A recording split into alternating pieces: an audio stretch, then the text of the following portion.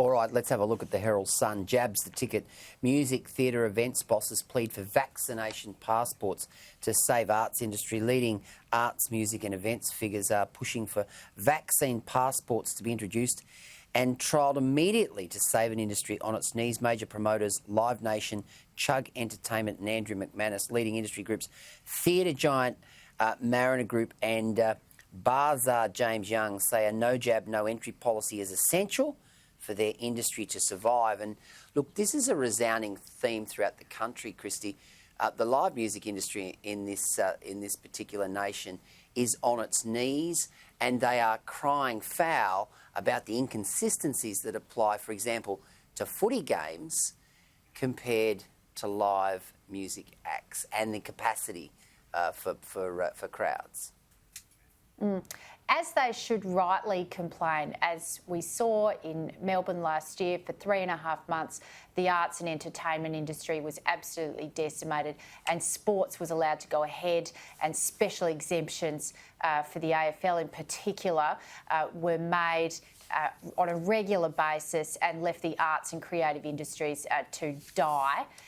So they are rightly very upset about what happened in Melbourne last year, arguably the home of Australia's arts and creative industries, and they don't want to see the rest of their industry impacted in the same way in New South Wales.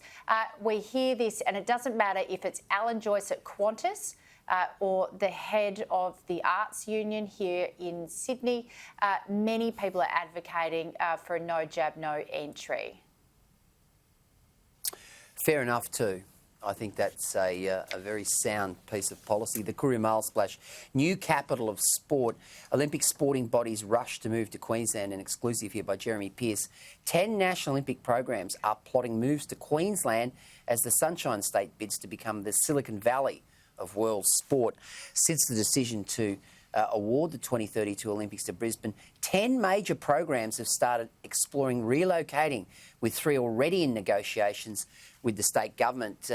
Look, that is a boon for Queensland, and I'm sure that the benefits to be accrued from hosting the 2032 Olympic Games will be endless as we get stuck into infrastructure delivery over the next 10, 11 years, as well as sporting teams coming to southeast Queensland.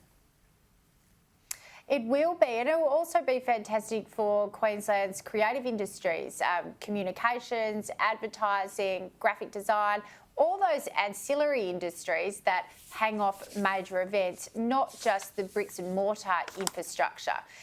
They have made the comparison to Silicon Valley. And of course, when we talk about the creative industries, they're all based around technology as well. So I know that that's not what the headline was implying, but it is in effect true. We will see a skills industry, particularly in creatives and technology, based around Queensland hosting the Olympic Games. But there's a reason why our best swimmers come from Queensland, Gleeson. It's the weather.